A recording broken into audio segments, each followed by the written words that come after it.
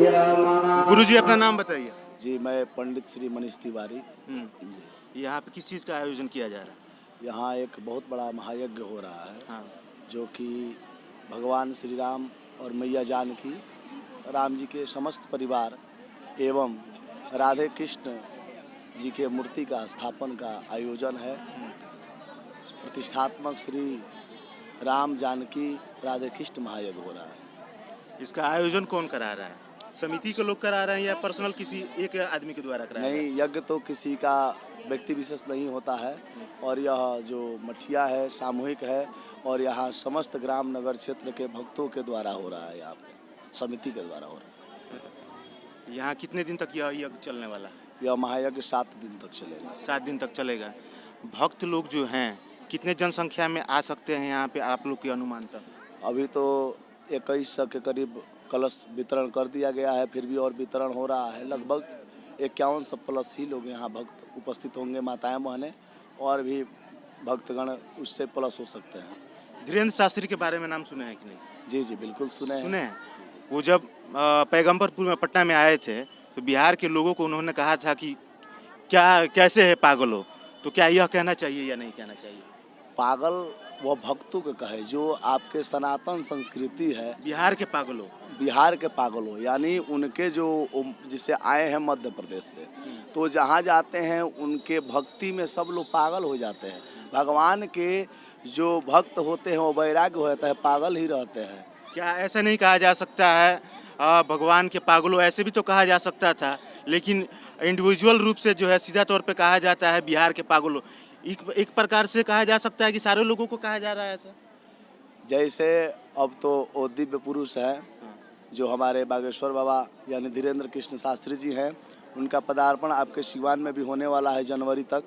लेकिन वह जो बोले बिहार के पागलों, यानी बिहार में जो यह कथा किए और बिहार में जो यह राजधानी पटना है, पटना में जो कथा किए, इतना भीड़ कहीं नहीं लगा था। वो खुश होकर इतना खुश हुए, वो बोले कि पूरा पटना नहीं, पूरे बिहार के जो उनके जो भक्त थे, श्रद्धालु भक्त, एकदम पागल हो गए थे और उतावला हो गए थे। यहाँ तक कि प्रतिदिन ये भी कह रहे थे कि आप लोग आज कथा सुन लिए हैं तो कल आप लोग टीवी से सुनिए।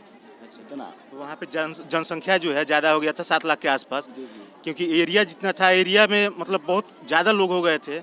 लोगों को मतलब वहाँ पे शासन प्रशासन द्वारा जो है व्यवस्थित ढंग से नहीं रखा जा पा रहा था या व्यवस्था नहीं था, इसीलिए यह बात कहा गया था।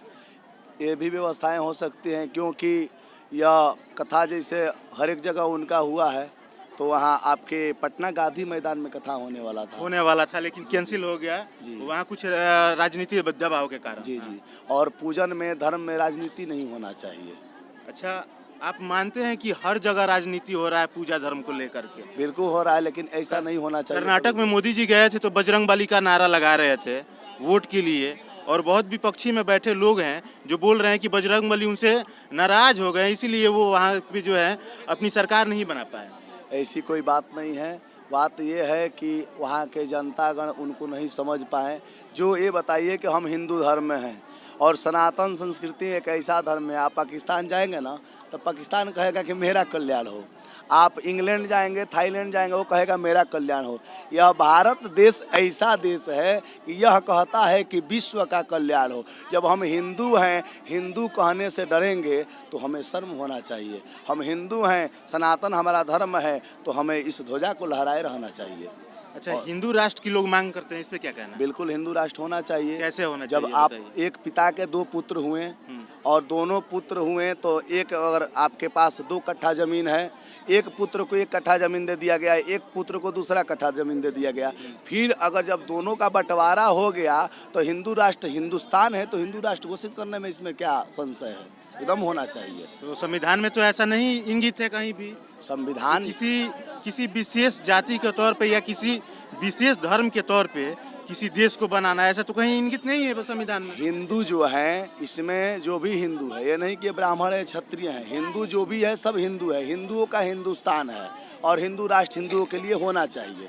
ये संविधान की ऐसी व्यवस्था नहीं। तो संविधान में जब बंटवारा हुआ तो इसका भी तो निर्णय कोई होना चाहिए जब हमारे एक ही शब्द बोले कि जब 1 कट्ठा जमीन है या 2 कट्ठा, एक पुत्र के पिता के जो 2 पुत्र हुए, जब दोनों जमीन का बंटवारा हो गया तो फिर दूसरा अगर पुत्र उस जमीन पर दृष्टि डाल रहा है तो गलत कर रहा है। कौन डाल रहा है?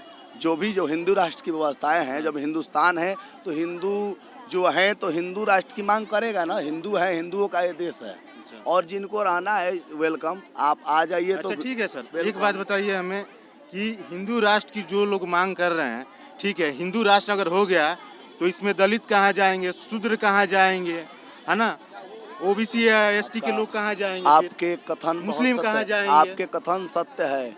वो एसटी कहें, शूद्र कहें, इससे कोई नहीं, सब भाई हैं और हिंदू हैं। सबसे पहले जाति नहीं देखना है, यहाँ सब हिंदू है और हिंदुओं का यह हिंदुस्तान है। यही तो राजनीति चल रहा है।